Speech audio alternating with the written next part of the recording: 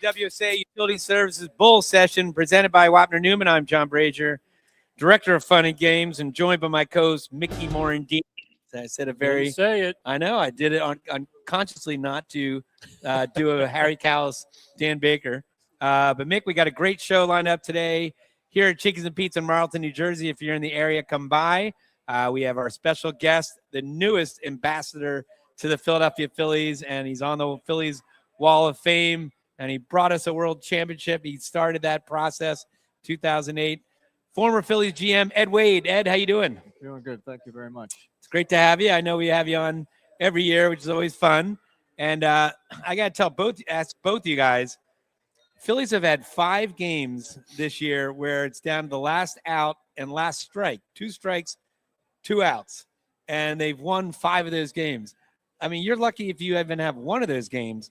Like sometimes, Ed, you know, when you're a general manager, is this like, do you feel like there's something energy? Is it just these guys, when they can do it one time, then they feel like they can do it the next time, and it becomes, you know what I mean? Like what is it about this team right now? Well, before we went on, Mick and I started to talk about this, that the changes that have taken place over the last month and a half or so of this club, their approach at the plate, whether it's tied into the second baseman coming on board and his approach to the game.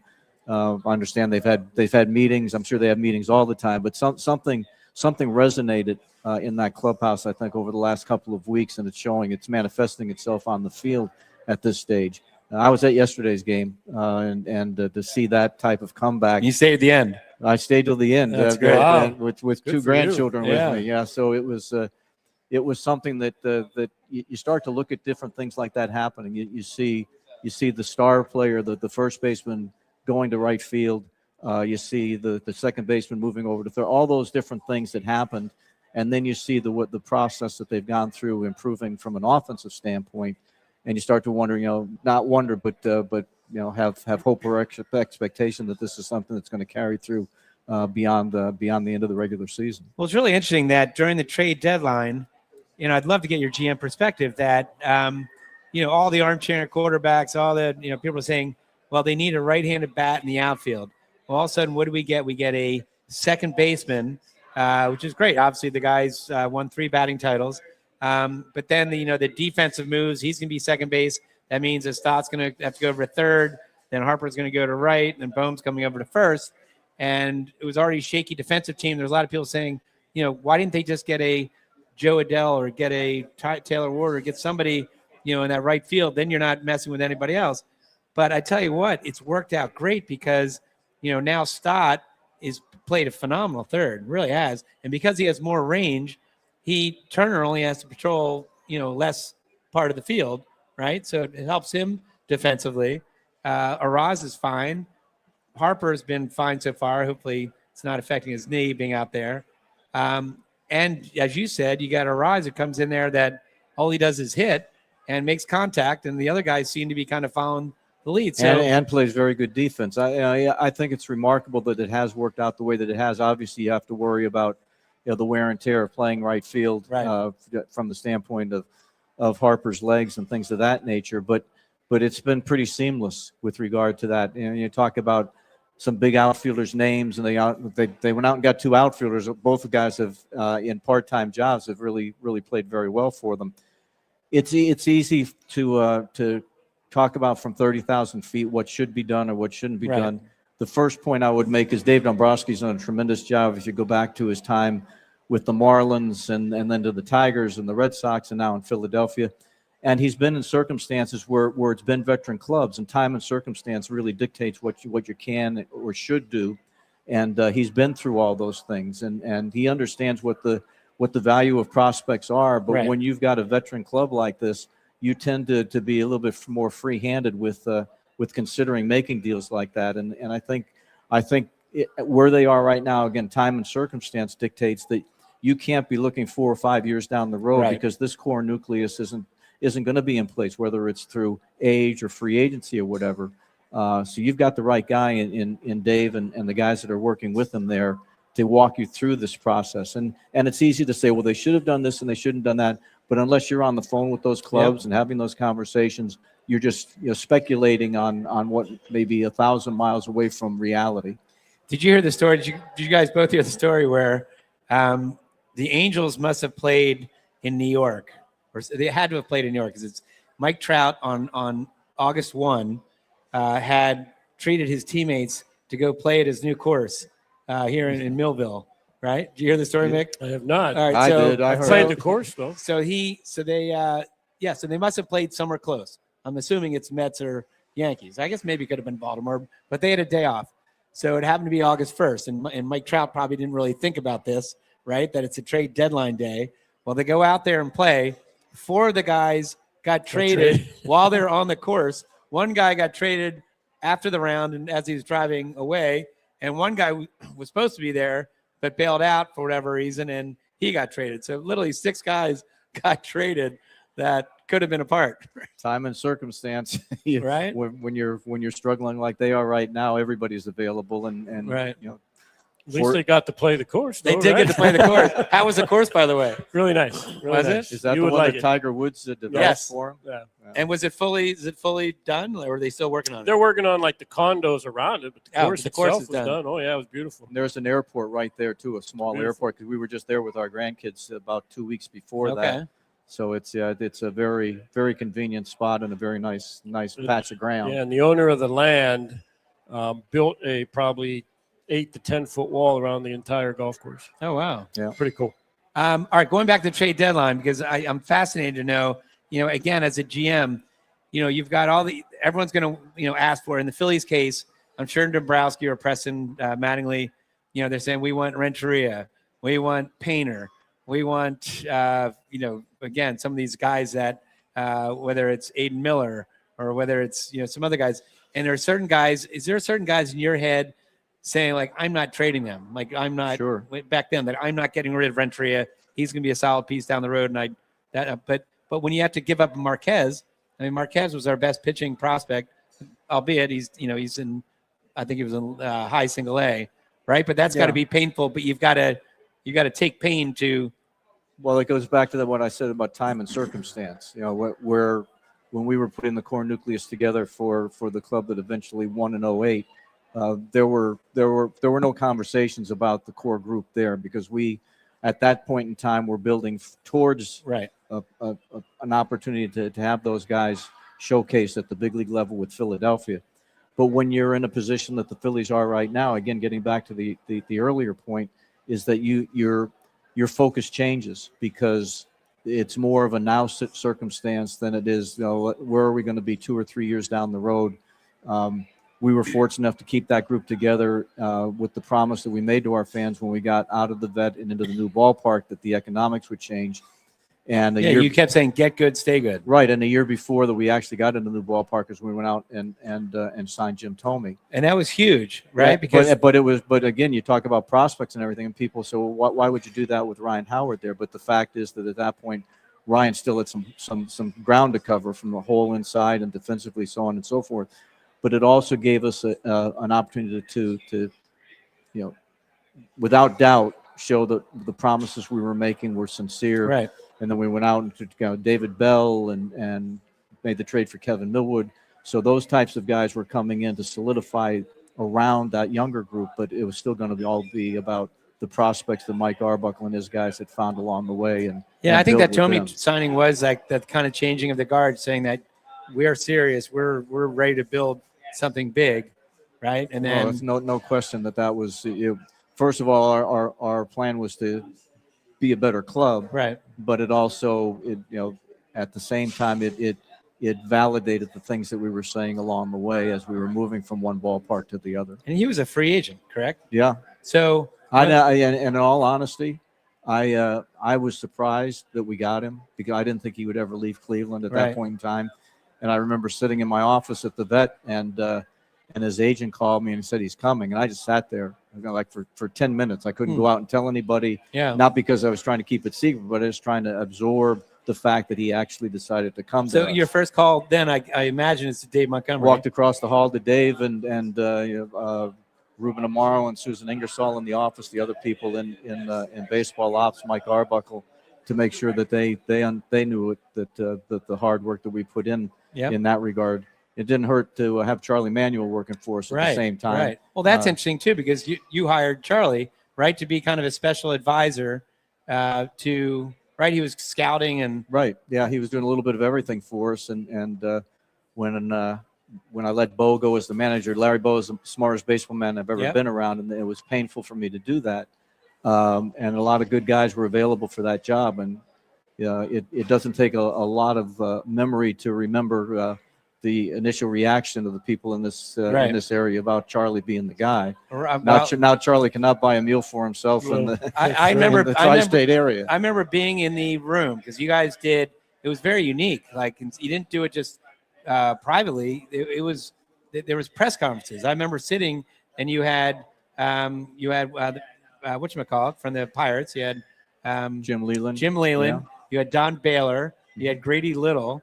Right? And these guys all did, and Charlie, they all did press conferences, and we were in there like watching. And then when Charlie was named, we were like, wow. Everyone kind of assumed it was going to be Leland, and obviously, look what happened. And you're right. It was a perfect fit. Charlie's personality was a perfect fit for that team, for that veteran-laden team right there. Yeah. And I think, and kudos to you for recognizing that, because that wasn't the easy choice for you, right? For the media and for the fans. Easy choice would have been Leland. Well, Jim or some of the other guys that we had there that also had big league experience, and fans had more knowledge of what they were all about. But Ruben had played for Charlie, so he had some firsthand information about what Chuck's and Jim Thome. Yeah, well, but this was even before. Before Thome that's right. Yeah, but we did our homework on everybody, I thought, and looked at the composition of our club and decided that. And I've known Jim Leland forever. Yeah. Going back to his early Pirates days. I mean, his wife actually worked for the Pirates when I was a PR guy there. So, we had a lot of good guys come in, and there probably wasn't going to be. There were probably several guys that could have filled the bill for us, but in retrospect, I'm glad we made the decision that we did. So, did you ever hear the story? I'm sure you did, about Charlie when he was in that role where he was a special advisor, and I guess he was at that time, whatever you guys wanted to, go see a high school game, go see a college game, go see minor league games, right? Go see pro games. And it's one of my favorite Charlie stories is he comes back. He was scouting all day. He had dinner. I'm sure he probably had a glass of wine, whatever. And he comes back to his condo, at night, and he gets to the door and he hears like this glass crashing in his condo, and he's thinking, "My God, there's somebody in my condo breaking in." So he's, Charlie's a big man, so he opens up the door really quick, and he grabs the umbrella. We had an umbrella stand right there. Turns on the light, and he's ready to take on whoever's there. It was a giant pelican. He had left the sliding glass door open, and a pelican had got in, and it was crashing around from lamp to lamp, whatever. And when Charlie turned on the light, the pelican went towards the light, which is Charlie, and Charlie's fighting him off with an umbrella. I can picture going, hey, hey, hey. And could you imagine if that somehow was captured on a Ring camera or something? Like, would that be the greatest video you've ever seen in your life? Absolutely. I've got a Charlie story for you that I'm not going to name names in it, but we had a reporter that was not fair with us, I felt. And we were in Charlie's office, and I started yelling at this reporter, and then for whatever reason picked up one of the chairs in Charlie's office, and I fired it against the wall, and it broke into literally about 30 pieces, like a Hollywood prop. So I threw the writer out of his office, and I said, "Charlie, I'm sorry, I broke your leg, or broke your chair." He goes, "Ed, that was pretty bleep, bleep, bleep, good." Yeah. Said, "Thanks, Charlie." And then Mickey knows this story. I had down at fantasy camp just a couple of years ago. I had asked him. I said, "Charlie, just me and him, kind of just shooting the breeze." And I said, "When you were in Japan, can you spent 3 or 4 years there? Like, if you saw a Japanese newspaper, or if somebody was Japanese, could you speak with them, or could you read the paper?" And he's like, "No, maybe a word or two, but." And then 2 days later, we have what's called the Bull Session, and we have all the former Phillies, including Mick as the commissioner, and anybody can ask anybody a question. So somebody stands up, said, "I have a question for Charlie Manuel." So they said, "All right." They said, "Charlie, when you played over in Japan, I understand that they had their own song for you that they sang every time you came up to bat, right? It's kind of like a walk-up song that was created by the fans. Do you remember it? And I'll never forget it. Charlie stood up. He goes, "Oh yeah, I guess tell you what." And next thing you know, he starts singing, Mick. Right? He did. He Sang the whole starts singing song. for a minute Yeah. in Japanese, and nobody pulled their phone out because everyone was in such shock that they're watching Charlie Manuel sing in Japanese. Right? It was awesome. I mean, it was He one got of a the. standing O after he sang it. It might have been the coolest thing I've ever seen in my life. Charlie Manuel singing his own walk-up song. So. We were very fortunate to have Bo as our manager and fortunate to have Charlie. And it's really cool to see the relationship that's developed between those two Yeah. guys Oh yeah, these Very days. close. But they're like those two Muppets that sit up on the balcony, right? yeah. You're like, Well, Larry Bo's the smartest baseball man He's I've the ever best, been around. I've known him since I was an intern in 1977. But again, to see the way that the two of them Yeah. interact and to see that the organization has embraced both guys coming back. Bo, my understanding, Bo's down on the field all the time helping he's out hitting with fun guys. goes and, yep. I mean, who better than Larry Bo if is going to come up and talk to you about how to play the game the Yep. right way? I think that's a huge bonus for the club. Totally agree. All right, winners win. Wapner Newman has been winning for families throughout the Philadelphia area and New Jersey since 1978. You need a winner, call Wapner Newman at 215-569-0900 or visit wapnernewman.com. Coming up in the show, we're going to talk more with former Phillies general manager Ed Wade. You're listening to BCWSA Utility Services Bull Session presented by Wapner Newman. We are live from Chickies and Pete's in Marlton, New Jersey.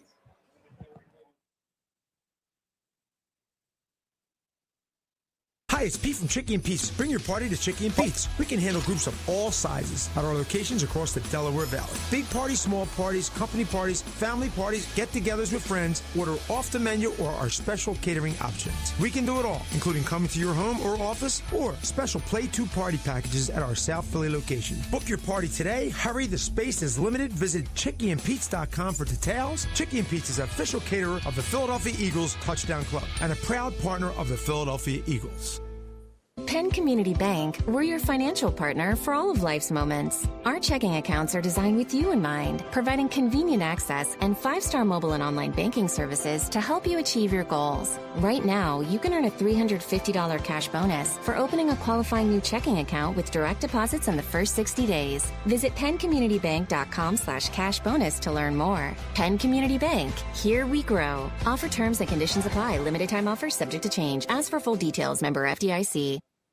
Hey BCWSA customers, this is Tommy Green from the 1993 National League champion Phillies. My friends at BCWSA are committed to providing us with safe, reliable water and sewer services. They operate state-of-the-art treatment facilities, provide clean drinking water, and make much-needed investments to protect our environment and ensure a sustainable future. Learn how BCWSA's investments help grow and serve our communities. Visit bcwsa.net. BCWSA, prove it.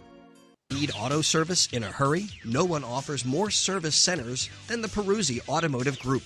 More certified trained technicians to get you in and out. Appointments available within 24 hours. All makes and models. PA state inspections and emissions to major work including collision. All located on Route 1 in Fairless Hills. Visit any Peruzzi dealership for fast service. Peruzzi Buick GMC, Peruzzi Nissan, Mitsubishi, or Mazda, and their collision center.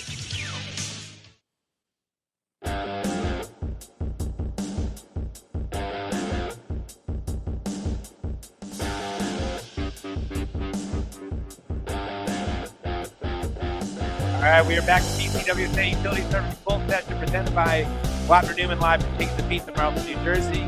Here with Ed Wade, former general manager of the Phillies and Wall of Famer, and Mickey Morandini. And Ed, one of the players that I thought was one of your real great moves was you were able to get Bobby Abreu, who was right. I don't think he was in the major leagues at that time, right? He was minor leaguer. Or, No, or he was.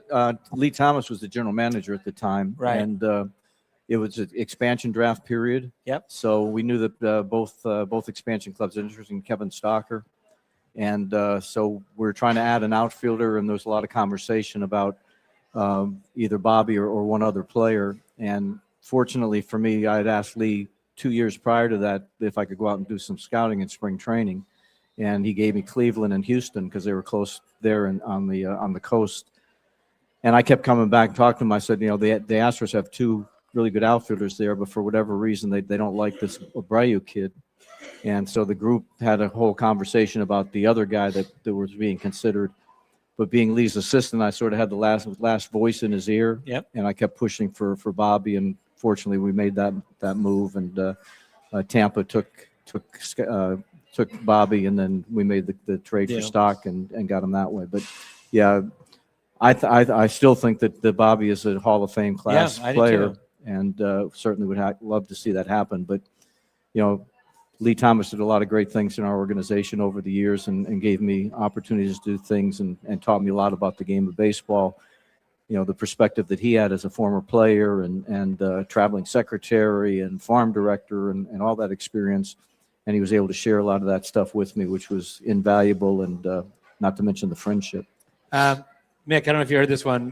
Lee Thomas, when I first started with the Phillies, one of the first interview requests, it was Matt Cord from WMMR said, "Can I talk to Lee Thomas?" So I had to go to Lee. I said, "Lee, this the rock station in town wants to talk to you. Can you do the interview?" He said, "Fine, just do me a favor. Just be in my office in case he asks me something I don't know." Right? And I'm thinking, like, what's he going to ask it? He might not know. So if you remember, Lee's office was nice, the big desk, and I sat in the chair opposite the desk. And he does the interview on the phone, so I can't hear Matt's questions, but I can hear Lee's answers. Everything's going great. In fact, I've kind of I don't know. I don't even know if he had cell phones then. So I'm just kind of this and that. And all of a sudden, I see a panicked look on Lee's face, and he pulls the phone to his chest. He said, "John, give me a band. Give me a band." So Matt must have asked him at the end of the interview, what's your favorite band, right? So now the pressure's on me, and I'm trying to think I got a million bands in my head. So I go running over to his, and I whisper in his ear. I said, "Pearl Jam," and I hear him say, "Matt, I'd have to say my favorite band is Pearl Jam." And then he looks at me like, "Thumbs up." I'm like, "Thumbs up." I'm not going to tell him. So so that was a good one. But Ed, I love your story. You got a great story in the sense that, with people with a career as rich as yours. The fact that you grew up in Scranton area, Carbondale. Right. Tom Burgoyne on the podcast said you grew up in Western PA, and we had to tell him that Western PA, Carbondale is more northeast. Geography wasn't his strong suit. No. And then you went to Temple. You played 2.5 years baseball at Temple. I sat at the bench for 2.5 years. 2.5 years. And then you got an internship with under Larry Shank, the Baron. Chris Wheeler was in that PR department, right? So you kind of you learned stats and did all that. And then was it from there you went to Tal Smith, or was it from there you went to? No, Larry Shank. Larry had he had talked to me before the season was over. Said he wasn't going to have any space at the end of the season for a full-time job, but offered to send letters of recommendation to all the other clubs. And Houston had an opening at that point in time, and actually, the day that I got my first full-time job as in PR with the Astros was at Yankee Stadium after the Phillies had lost to the Dodgers in the rain. Nobody wanted to go to the games from the office, so Bill Giles gave me tickets to the games in New York. So I met with the Astros PR director at that point in time, accepted my job, and I'll never forget the day that I got that job, because that night I was sitting in the 6th row behind home plate when Reggie Jackson hit his 3 home runs. Wow. So yeah, and there's a lot of carryover with the Astros and the Phillies, right? Because you had Bill Giles came from there, Harry Kalas came from there, so there's a lot of synergies, I guess, between the two.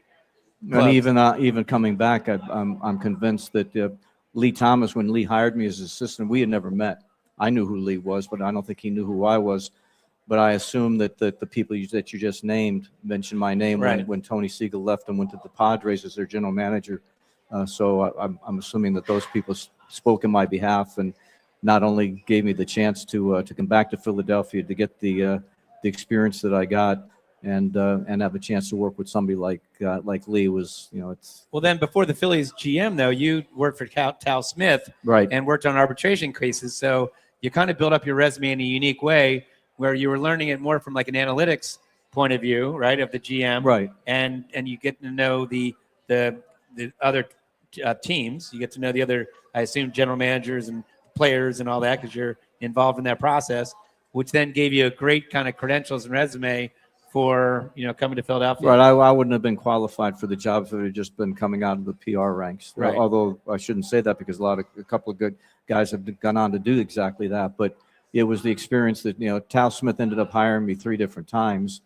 First when I became the PR guy, and then working at Tal Smith Enterprises. And then he played a big role in me becoming the general manager down there as well. So, we all have mentors and people that have supported us through the years. And I often look back at my career and I call them why me moments. Right. And it's usually when people say why me, it's like down in the dumps. But when I say why did I get this opportunity? When what were the circumstances? And if this didn't work, then what about all the other things that if I didn't get the internship with the Phillies in 1977, I wouldn't have met my wife, because Roxanne was Right. she was a Hot hot pants pants girl when we met at the 4th floor elevator at the Vet. So I think it's personally, I think it's something everybody should do every once in a while is don't dwell on the bad stuff, but the why me moments, and try to put things together that if this one thing didn't happen, what would be the effect of all the other things that Right. did happen over the course of your life or your career or whatever. Well, I got my Phillies job at a wedding. I was singing Joe Cocker at a wedding, and some guy asked me if I had any sports marketing experience, and I said yes, even though I didn't. They just wanted you to stop singing. Yes, exactly. And he dug deeper, and he said, what was your sports marketing experience? And I had played lacrosse in England for a year. So I said, I marketed the sport of lacrosse throughout the country of England. He said, what does that mean? Instead of saying I played and coached, I doubled down. I said, did a lot of branding, marketing, PR. And he's like, John, it's Dennis Mannion. He said, what did you do? I said, fine. I played lacrosse and I coached lacrosse, but I did go on a radio station one time, which is branding, PR, and marketing. So, and little did I know he's looking to hire a BSer, and there I was. The resume was written on a roll of toilet paper. Exactly. Did you tell him a joke then? I don't know if I told him a joke. That might have ended it right there. But Dan Stevenson, our celebrated, old videographer, the legendary Dan Stevenson, he was bartending at Downey's, and he met Chris Wheeler or Bill Giles, and that's how he got his job. So, you never know back in the day. Well, I'll give you another what if kind of thing. When I was the intern in '77, it was up on the 4th floor at the Vet, in the room that had the Xerox machine, and I shared it with Dave Raymond. And at the end of the year, I went full time to the Astros. He became the first Fanatic. I tell people I was that close to being the first Fanatic. I just talked to Dave Raymond just a half an hour ago. Bill Giles made the right decision.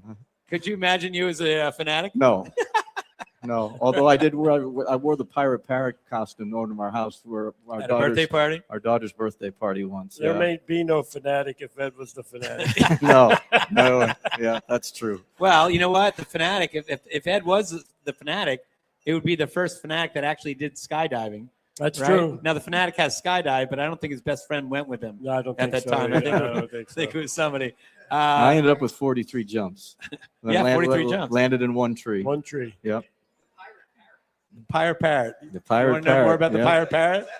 All right, Chris Irmer wants to know more about the Pirate Parrot. Well, I think he's not really allowed to tell because he probably wasn't. We can't talk he probably about wasn't the really Pirate allowed to have liberties with a Pirate Parrot outfit. So yeah. If there is an outfit, because I think it's best friend. He's got a best friend, right? That's a real parrot, right, Mick? He is a real parrot. Well, you're from Pittsburgh. You should know that. I have no idea. You have no idea. None. All right, and before we go to break, obviously, Ed, under your watch, Chase Utley, Jimmy Rollins, Pat Burrell, Ryan Howard, the core of the guys that contributed to 2008, that was all under your purview, right? I guess it was a lot of Mike Arbuckle, right? Well, a lot of Mike Arbuckle and Marty Wolliver, and a tremendous scouting staff.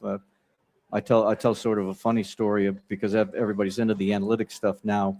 When we first computerized all of our scouts, we did it down in Clearwater. We had them all in there during the fall, and so Jay McLaughlin, who was our analytics department, right. Yes. He had everybody's laptops set up on tables, and they're all set up. And all of a sudden, in the back of the room, we hear a voice saying, "My rabbit won't work." And it was Bill Harper, elderly scout, and he had his mouse in his hand and was twirling it around in there, saying, and everybody got that reaction about it. But then I said, take a look at the guys, including Ryan Sandberg, Right. that Bill Harper found. He can Right. call that rabbit, or Right, he whatever can he call it wants. whatever he wants. But We can't lose sight of the fact. Again, I'm not going to dwell on the analytics part because it's very, very important. right. But you can't walk past when you start talking about that core nucleus that came through during my tenure there. It was about solid, dogged scouting, where guys were willing to put not only put the mileage in, but put their reputation on the line. And Mike Arbuckle and those guys being able to, generate the lists that eventually led to the guys that we ended up with. And I've been in those draft rooms, and it's pretty cool because you guys have it all organized with high school pitchers, college pitchers, left-handed, right-handed, any injury concerns, signability concerns. It's, you have it all marked in different colors and you also have all the area scouts that are obviously vying for their guy. So then you've got to have, the scouting director, I guess, or whoever that's basically saying, all right, I know this guy wants this guy from, Washington, and I know this guy loves this high school kid from Pennsylvania, and this guy over here is vouching for this kid from South Alabama, right? And then, well, you want everybody. You want your area scouts involved because they're going to have the greatest breadth of experience, not only with the kid but with his family and his background and everything. Then you've got your cross checkers going in and seeing sort of the cream of the crop. But then it's going to come down to Mike Arbuckle sitting there with Marty Wolliver and a couple of other guys, and really drilling down into all these guys. And then you're at the mercy of where you're selecting in the draft, right? Because you may have the guy pinpointed exactly the person that you want, and the next thing three picks before yours, he's gone, right? And now you've got to you don't have a whole lot of time to adjust to those types of things. But yeah, I appreciate, the Wall of Fame stuff is a lot about that core nucleus of people, but I have to point out all the guys, not only guys, but people like Susan Ingersoll in the office and Jay McLaughlin, being our analytics person, our analytics department, so many people involved in it, and then having Bill Giles and Dave Montgomery have the faith in what we were doing at that point in time. Fortunately, it worked out the way they did. I wish it had happened a little bit sooner, but I was sound asleep when you guys won. I was sound asleep because at that point in time I was the general manager of the Astros, and my phone started blowing up because of what Pat Gillick had said at that point in time. I had no idea what people were talking about, but obviously very grateful to Pat in that regard. Pat's mentor when he first started in baseball was also Tal Smith. Right. So we have that chain of the people that Tal has gotten into very good circumstances. From a GM standpoint, 26-man roster, what is a good number of homegrown players you would like to have on a roster? Is there a certain number that you say we've done a good job? Not really. I think a lot of it again is built on time and circumstances to the way that your club looks or was put together. If you're the Phillies now and you've got a handful of homegrown prospects, but they are built around guys that have come from different places, because the sense of urgency and doing the things that they're doing right now, where you're willing to trade prospects away. We knew it was going to take time.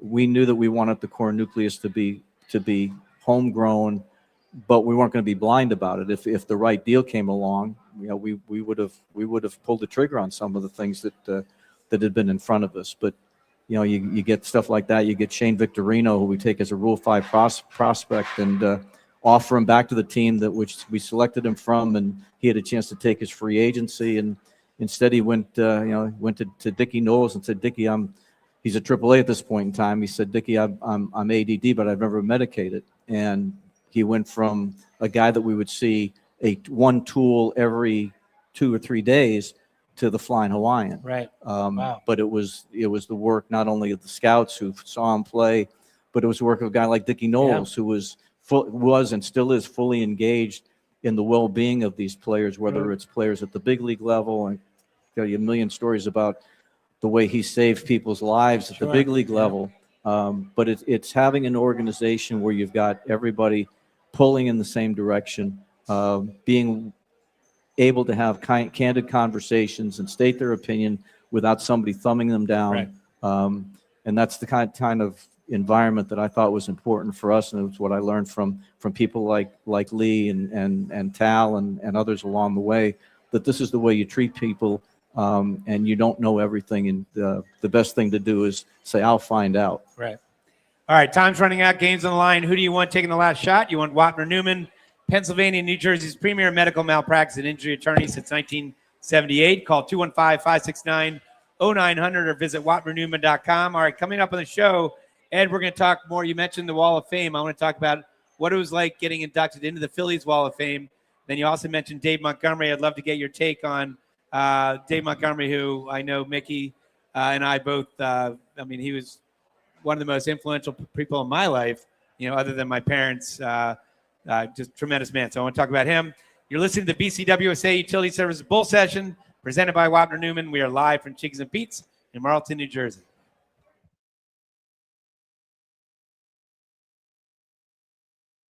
Need auto service in a hurry? No one offers more service centers than the Peruzzi Automotive Group.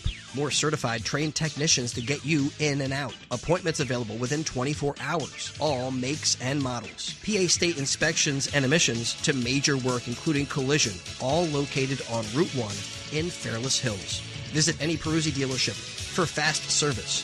Peruzzi Buick GMC, Peruzzi Nissan, Mitsubishi, or Mazda. And their collision center. Hi, it's Pete from Chickie and Pete's. Bring your party to Chickie and Pete's. We can handle groups of all sizes at our locations across the Delaware Valley. Big parties, small parties, company parties, family parties, get-togethers with friends. Order off the menu or our special catering options. We can do it all, including coming to your home or office or special Play 2 party packages at our South Philly location. Book your party today. Hurry, the space is limited. Visit ChickieandPete's.com for details. Chickie and Pete's is official caterer of the Philadelphia Eagles Touchdown Club and a proud partner of the Philadelphia Eagles. Hey BCWSA customers, this is Tommy Green from the 1993 National League champion Phillies. My friends at BCWSA are committed to providing us with safe, reliable water and sewer services. They operate state-of-the-art treatment facilities, provide clean drinking water, and make much-needed investments to protect our environment and ensure a sustainable future. Learn how BCWSA's investments help grow and serve our communities. Visit bcwsa.net. BCWSA, prove it.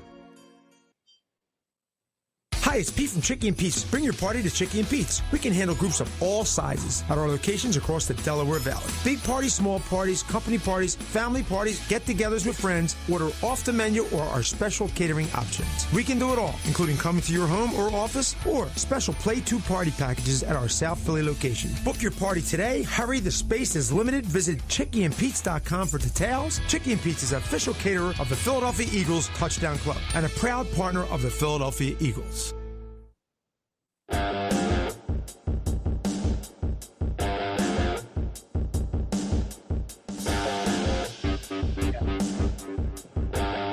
All right, we are back to BCWSA Utility Services Full Session, presented by Wapner Newman. We are live from Chickies and Pete's, Marlton, New Jersey, here with Ed Wade and Mickey Morandini. Now, Ed, last year, there's a lot of things I want to get to, but last year, you and Jimmy Rollins were inducted into the Phillies Wall of Fame. What did that mean to you, and then what was your reaction when you found out you were going to be in the Phillies Wall of Fame? Well, first, the reaction, I remember I want to say it was in March of that year, last year. And I was in the backyard picking up some deadfall on a Sunday, and I came in and my cell phone was sitting there. I decided to take a look at it. The next thing, I started crying, and I'm sure Roxanne thought somebody in the family had died, but right. It was John had sent an email saying that Jimmy and I were going to go into the Wall of Fame. I never imagined anything like that happening. Literally, never even thought about something like that. And I've since told John Middleton that really it changed a lot of things from the trajectory of I guess how I was perceived or whatever, or how things went when our group did what it did. But I'll be forever grateful for it. And obviously now it's led to doing some of this ambassador stuff with Mickey and the other guys, and just to be able to have my hand in the game a little bit in that respect. I don't go into the general manager's box. I say hello to Dave and the other guys that are over there. But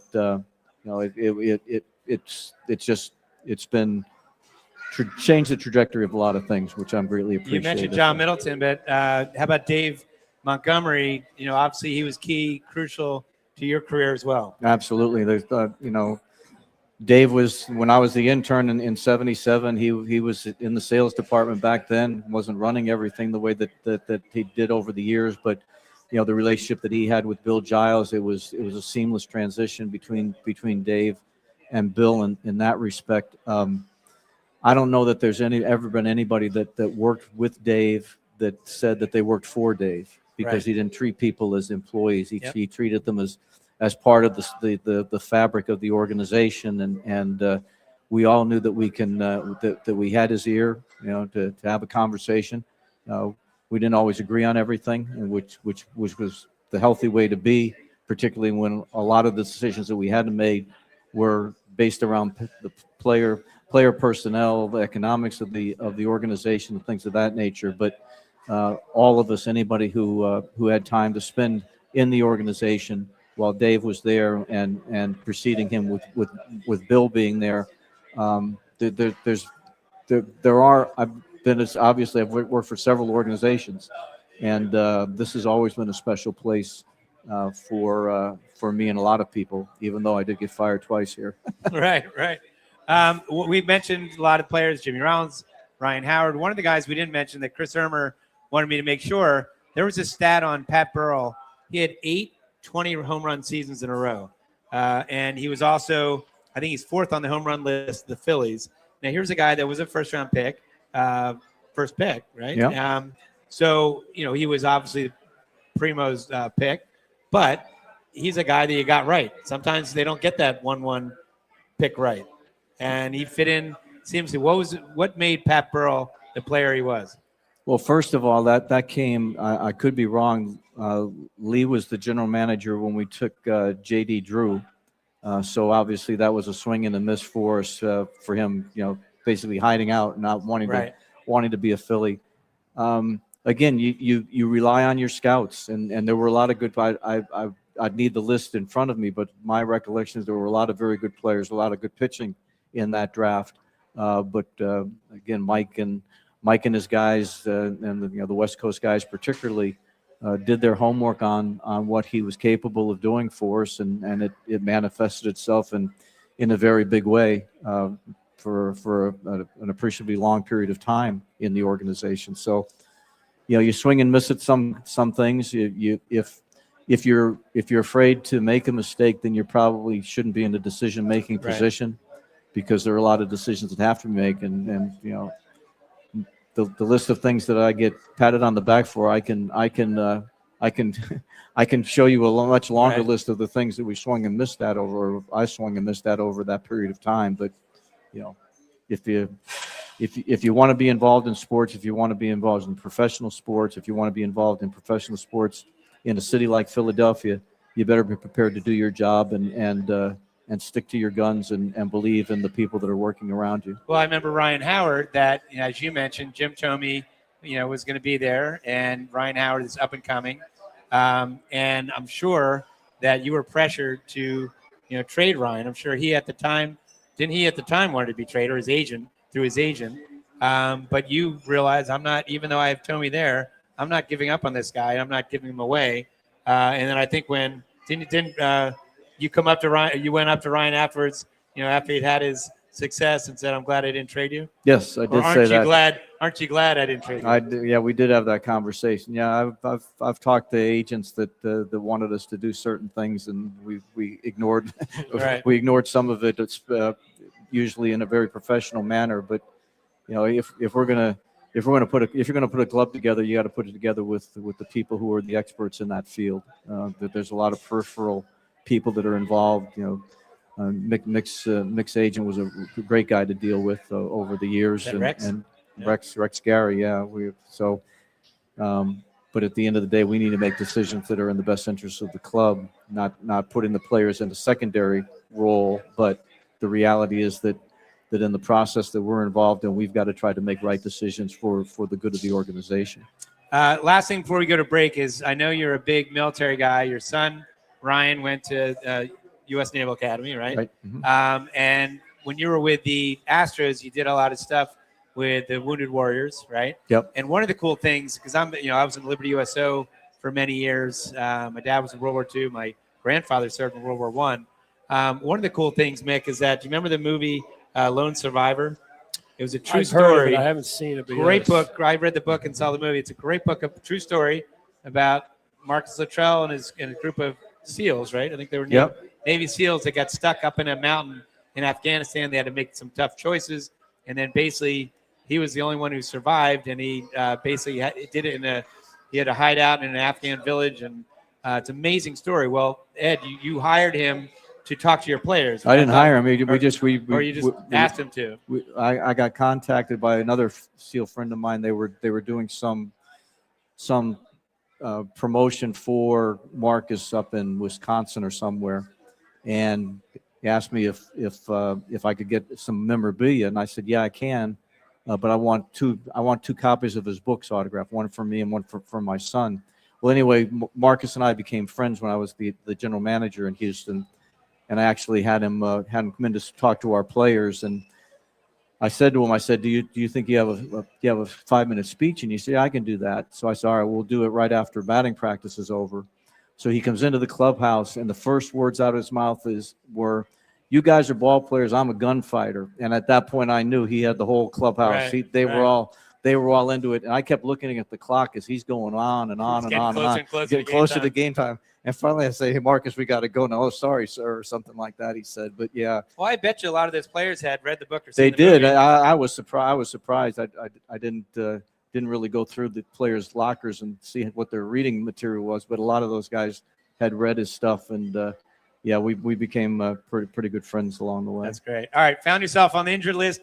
Get help now. Call Wapner Newman, Pennsylvania, New Jersey's premier medical malpractice and injury attorneys at 215-569-0900. Or visit WapnerNewman.com. Coming up on the show, we're going to have Rob Miller from Wapner Newman is going to come on. And, Ed was a little worried because he's going to have a lawyer asking questions. And Ed doesn't have time to get another lawyer to represent him. So we'll see how this goes. We're going to have Rob Miller from Wapner Newman coming on. You're listening to the BCWSA Utility Services Bull Session presented by Wapner Newman. We are live from Chickies and Pete's in Marlton, New Jersey.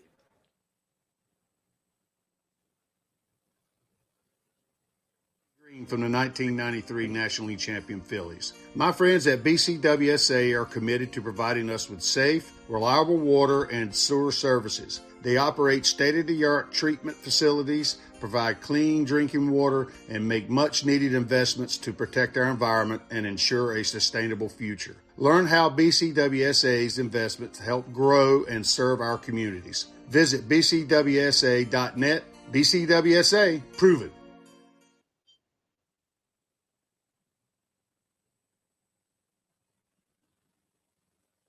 Need auto service in a hurry? No one offers more service centers than the Peruzzi Automotive Group. More certified trained technicians to get you in and out. Appointments available within 24 hours. All makes and models. PA state inspections and emissions to major work including collision. All located on Route 1 in Fairless Hills. Visit any Peruzzi dealership for fast service. Peruzzi Buick GMC, Peruzzi Nissan, Mitsubishi, or Mazda. And their collision center.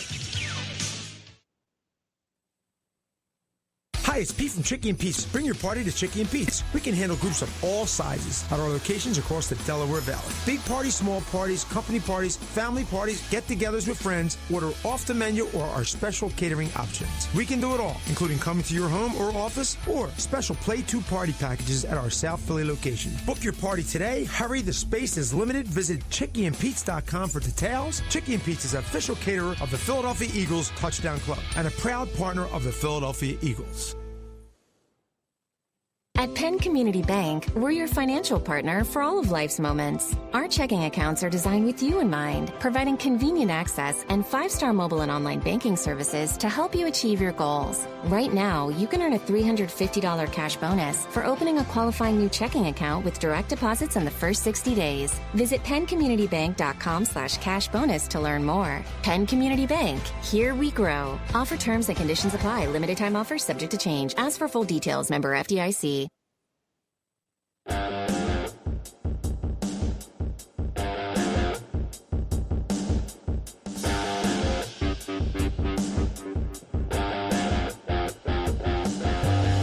All right, we are back to BCWSA Utility Service Bull Session presented by Wapner Newman. We're live from Chickie Beach in Marlton, New Jersey, and it's time to bring on Rob Miller from Wapner Newman, who, Mick, as you reminded me, we have Rob's about to give us, before he interviews, or I should say interrogates Ed Wade. Cross-examines. We are going to get his Wapner Newman Player of the Week. There's a lot of ways you could go. You could go Andrew Painter, you go Nola, you go Schwarber had the huge home run. You can, but I think I know who you're going, right? Have I mentioned? You have not mentioned the guy yet. Yeah. This is an embarrassment of riches, right? Yes. I mean, there's some weeks we were looking at the left field usher. Right. To maybe or Derek Hill's toothpick. Yeah, exactly. All right. So who do you? I think we know who you got. We have a first for the Wapner Newman Player of the Week, a back-to-back Alec Bohm. Alec Bohm. Big week. Been in fuego. Yes, 8 for 21, 5 runs scored, 7 RBIs, big triple. I think he is deserving of Wapner Newman Player of the Week. Well, there you go, Alec Bohm. I don't know what Alec. You don't win anything other than you get some good publicity right there for 2 weeks. All right, Rob, what do you got for Ed Wade? Well, I want to add one thing. I thought it was really interesting when he got interviewed after that game. He hit the triple, and Mickey, you've been in this spot, I'm certain, that he talked about if Sosa was thrown out at the plate, how important it was for him to get to third base. Yeah. And I think it shows you where he's locked in and he's playing great baseball, thinking great baseball, and kudos to him. So we did a show yesterday with Tommy Green, and Chris Armour put up the picture of Sosa. Now, without seeing any context, you saw Sosa diving, and it looked like he was a good 30 feet away from the plate, and he was in full Superman mode. And if you watch that without any context, you're like, how did he make it to the plate? I didn't think that was real when I saw that. Right? Yeah. Did you see the picture? The mittens took him in. Took him in? Sure. Yeah, it was an incredible slide. But again, looking at that picture, you're like, how did he make it to home plate? Yeah. But You thought he would did. stop well short. But as Ed knows, and when a team is firing all cylinders or a team obviously wins World Series, it takes everybody, right? And I love that this team right now are getting contributions. I mentioned Derek Hill. I mean, how many big at-bats and catches and, hustle plays has Derek Hill contributed? Yeah. And you can go up and down the lineup. But Dela Cruz, yes. Dela Cruz. Well, here's the big thing is for 4 months, Wheeler and Sanchez carried this team and kept them in it. Right. And now we're playing the best baseball of the year, and those two are not pitching very good at all. So that's what's amazing about this team. Painter are. Exactly. Right. Until tonight. Look at a guy like Edmundo Sosa and what he's meant to the club. I mean, Absolutely. he doesn't have the everyday experience that the Mariano Duncan had, but Dunky's that comes to mind when I watch what this guy has done for the club and the way that he's been able to move around the field and do different things for the team. And sometimes it's those little the less quote unquote important moves. When we got Derek Hill, I mean, I can't imagine I don't think talk radio talked about him. I'm sure even the writers that knew about him, Salisbury or others, but it was kind of under the radar. And who's this guy? Right. And Dela Cruz, same thing. I mean, Dela Cruz had some success in the majors, but when he came in, it was totally under the radar. Yeah. Let me point out one thing, go back to Lee Thomas for a moment, and Lee's ability to get a second guy thrown into trades. We got Dale Murphy from the Braves, and Tommy Green was a throw-in in that deal. Right. And Lee did that on several occasions in building that club that ended up, almost winning the World Series because of the fact that he was always able to get that extra piece without giving something else in return. Wasn't Sandberg the extra somewhat the extra piece when we traded him over to the Cubs, or at least the unknown piece In reverse. right? I think that's true. Yeah, that preceded right? me. Right. Bo was the key. Yeah, that Yvonne was. De Jesus. You're right. Yeah. All right, Rob, what else you got? So actually, you talked about Ed's contribution to the 08 team, which I consider him the architect. He actually did a great job in Houston, too. Yes. After you left, building that team and take him on a great run. Yeah, well, we were in a different set of circumstances there, and as much as Drayton McLean had owned the club for a long time and had decided that he was going to sell the club, so we were really, invested in getting good guys through the draft, so on and so forth. But at the time, and I went back and researched this because I was somebody made a remark that we left nothing in the organization. There were 37 players in the Astros organization the day I was fired who ended up playing in the big leagues, including, J.D. Martinez and Keuchel. Keuchel and a lot of really good players along the way. So you got and whatchamacallit, little guy. What Altuve. Out there, brought him straight from Right? Double A to the big Right, leagues. Altuve. Yeah. And all I heard from scouts were that that this guy's only 5'3", and I said, well, if he gets 250, he's 5'7". Turns out he's 6'2". Right. So, Right. yeah, we were Do you again. think do you get the credit? Like, obviously, you in Philadelphia, you get the credit for being that architect. It went under the radar for a little bit, but then people did realize it. Are you getting that recognition in Houston? I can't answer that for you. I Right. don't know. Well, It hasn't been back. Yeah. What- Here in Philadelphia. What's an Ed Wade player? Like when you were going into these drafts, what were you looking for, both makeup and how you're trying to build a team? What's an Ed Wade player? Talent rules the day, but you can't walk past character and makeup. And that doesn't mean that everybody's got to be a milk drinker or anything like that. But you can't just go on tools because a lot of times tools don't manifest themselves the way that you anticipated they would. But if you know that there's good makeup here, and this is a guy that's going to give you everything that he's got, then it's up to the scouts to decide whether the tangibles are significant enough, and to sort of take maybe some of the loose parts and try to bring them together through the player development process. But again, you find guys who maybe a position changes the whole thing. Maybe a guy that has come through an organization or during his high school or college career was never looked upon as maybe an eighth or ninth inning guy in a bullpen. But I've praised our scouts a lot in the time that we've been talking here. But you can't walk past the player development guys, the guys that from the first day that guy gets into your organization, hopefully are teaching, in our case, the Phillies way, so that you're not confusing players as they go from level to level. Well, we did cutoffs and relays this way down in Clearwater, and now I'm in Reading, and we're doing something different. You had to have that that concept that it was going to be universal within the organization.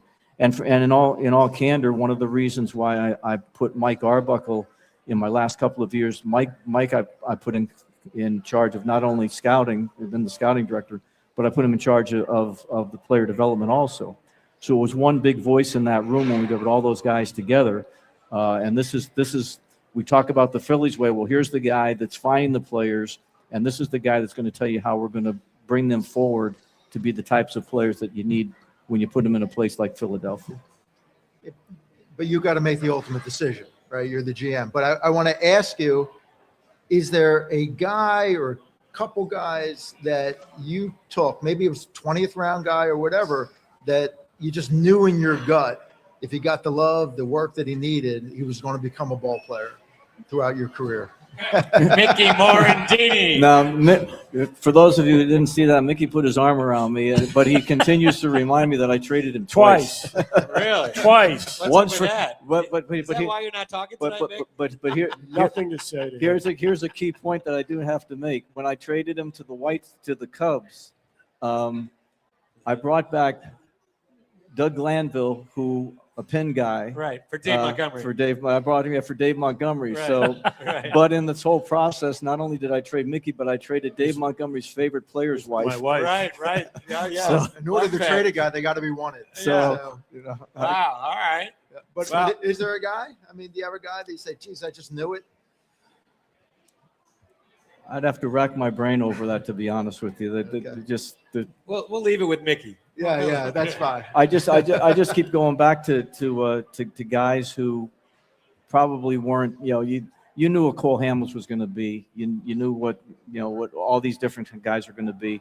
There are also going to be guys that come in and maybe they're in a secondary role or maybe they're primary and talk about the Flying Hawaiian, Right. and stuff like that. Guys that look like he's a good fit. He fits a roster well, and the next thing you know, they're winning championships. What about Chooch?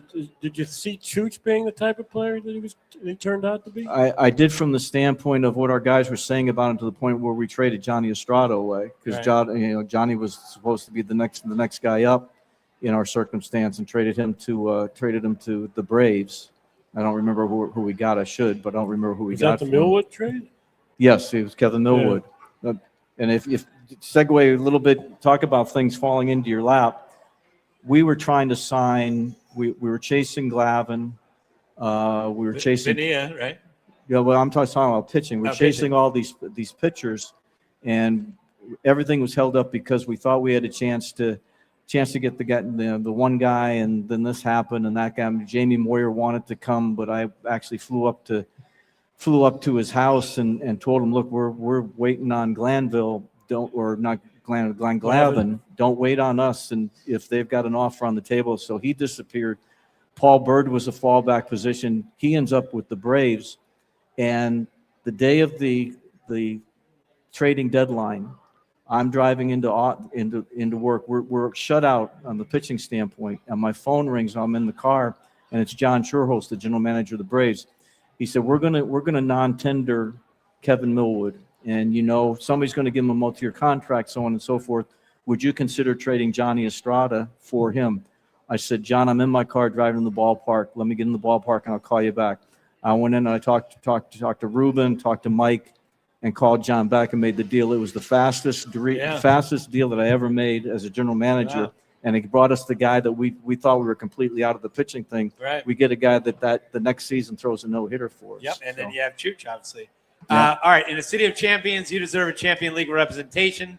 Wapner Newman is Pennsylvania and New Jersey's premier medical malpractice and injury attorneys. Call 215-569-0900 or visit wapnernewman.com. And that wraps up today's BCWSA Utility Services Bull Session presented by Wapner Newman. I'd like to thank my coach today, Mickey Morandini. You want to say it? You want to say it like Nope, I don't know how to say it. All right. Our special guest, Ed Wade, our producer engineer, Chris Ermer, our guest, Rob Miller. Thanks also to Joe Wechter. Thanks to Chickies and Pizza, Marlton, New Jersey. Thanks to Greg Castriata for having dinner over there. And thanks to you for listening. We're going to be back next Monday at Chickies and Pizza in Malvern at 6 p.m. with, you're going to love this, Ed. We have our special guest, former Phillies infielder Bobby Wine. So Wino. Wow. Wino will be making his appearance. Tommy Green's going to be my co-host. Until then, have a great week. And as the late, great Harry the K says, out of here.